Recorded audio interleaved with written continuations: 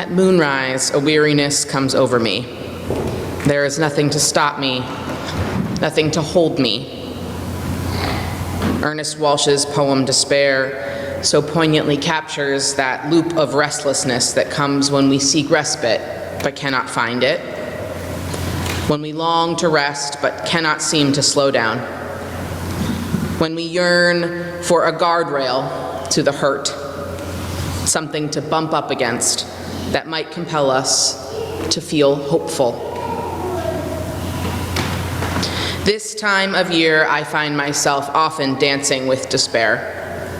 Certainly more so than in May or June, for as the hours of the day, enveloped in darkness, begin to feel endless, this becomes the time of year when I want to take to my bed just after eating an enormous bowl of French onion soup.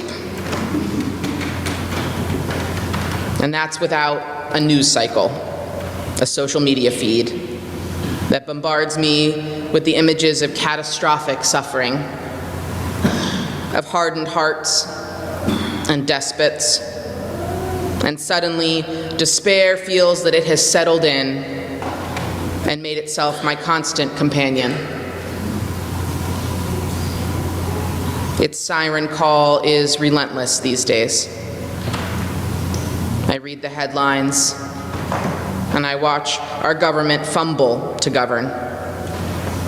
Watch our electeds fail to lead with one iota of moral courage. And I see all around me sadness, estrangement from one another and from ourselves.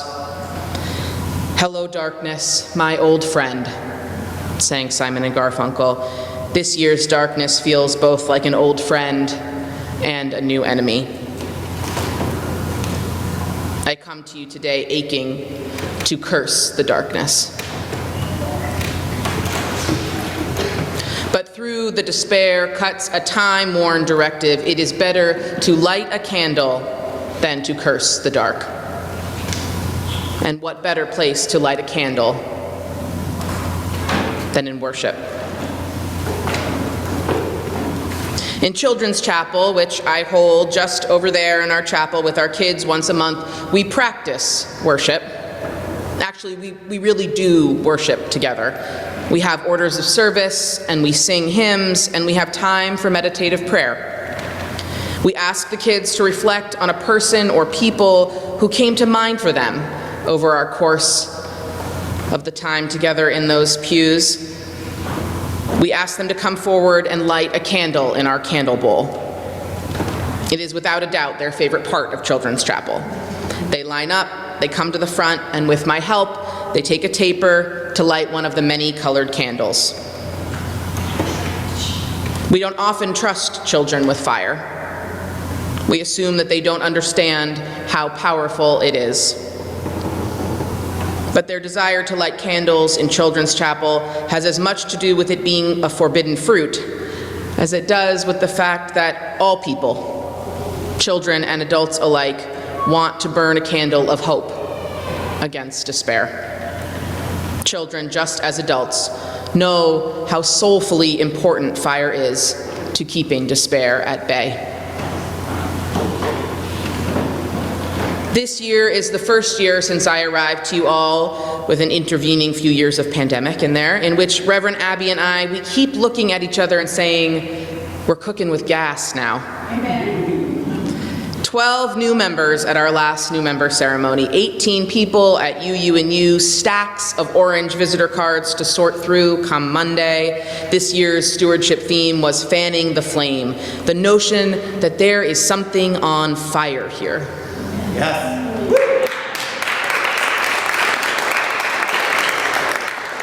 Something small, and we need only to fan it, to breathe real life into it for it to grow into something truly transformative. And during these days of despair, there is a desire that is in our kids and in us to light candles against the dark, to build a bonfire of hope. To fan the flame of this community into a flaming tower, a beacon to point the way towards a better way of being in the world. Catherine Esty wrote, "Light the tender kindling of our souls, and soon a roaring blaze shall be of warmth and love and community. From this little spark, may a fire of passion spread from heart to heart, and light our way, sweet Spirit, and light our way." It starts with a little spark that spreads from one of us to the other. We each have a part to play in fanning the small fire we have lit here at First Unitarian. When I was a summer camp kid, we spent 3 hours a week learning campcraft, the art of making life outdoors. Fire building skills were among the most important. Fires must start small. You cannot just start with a bonfire. You must begin with a pile of kindling, small twigs, pine needles, leaves, things that are primed and ready to catch. I think of these as our new members, the folks who are ready, who want to be a part of it, who are ready to be set alight. Some of you are the seasoned wood, the bigger logs you add on later that burn longer and hotter, which bring to the pile years of experience as trees who sustain the fire through changes in environment. Some of you are smoke, the signal that wafts high above us, messaging to others where to find this place. And some of you are the crackling sparks which drift on the wind, contributing what you can before you carry your flame to the next congregation you join. Each of us a part of the fire. Each of us entrusted with fanning the flame in our own way. Each of us potentially emboldened to become a part of something bigger and greater, the obligation to be a place of hope in a world tempted by despair. For those new members, for those weary travelers who followed the smoke signals, we owe it to them to pile our logs high, to breathe big, deep breaths full of life-giving oxygen, and to say with our whole chests and our whole hearts that the fire we are building here will soon be a roaring blaze, be of warmth and love and community. In Reverend Dr. Martin Luther King's sermon, A Knock at Midnight, he proclaimed, "If the church will recover its great historic mission, will seek and act fearlessly and insistently in terms of justice and peace, it will enkindle the imagination of mankind and fire the souls of men, imbuing them with a glowing and ardent love for truth, justice, and peace." Dr. King is talking about the fire-starting potential of a church which knows its place in society, as a place to be rooted in the historic mission of pursuing peace and justice, of growing souls which burnish with love for one another and all humanity, and an appetite for challenging the status quo. I believe this congregation is beginning to recover that great historic mission. Amen. That we have laid the groundwork these years to be that bonfire of hope. I know it because of the visitors who ask, why is this place so different from all the other churches I go to? I know it because 15 people signed us to help turn out against the arena in Chinatown after a simple 1 hour of tabling and coffee hour. I know it because I see your faces at the ceasefire protests around the city. I know it because you are moved to start in-house learning groups about dismantling white supremacy, on expanding our definitions of gender, because you want to sing Avicii in worship. Amen. And you want to deliver flowers to the mosques. These are actual, real examples of the ways that I know that this place is working mightily to fan the flame, which is working hard to recover that great historic mission of congregational religious life.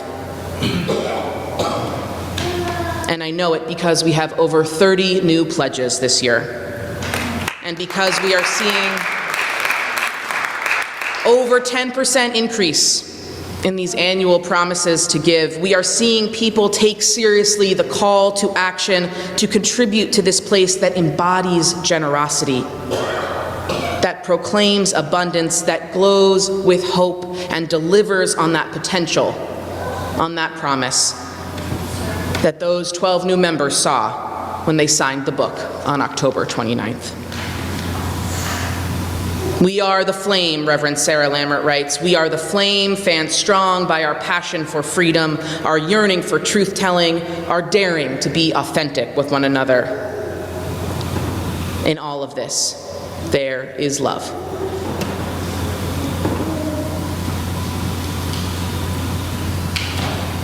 For how can one rest when there is neither wall, nor hill, nor sea, and where in the full darkness little lights show, only to vanish as one approaches them? To be sure, my beloveds, there is darkness right now, when we wake and before we sleep. But there is an antidote to the despair. It is in the spark which resides in each of us, joined together to build that bonfire of hope, one that does not vanish as the weary, despairing traveler grows close, but rather glows brighter, burns hotter, as we work collectively to restore the great historic mission of faith-based life together, fanning the flame for future generations and for ourselves, for Philadelphia, and for the greater world, which hungers and cries out for our work. May it be so, and amen. Amen. Hi, I'm Reverend Hannah Capaldi.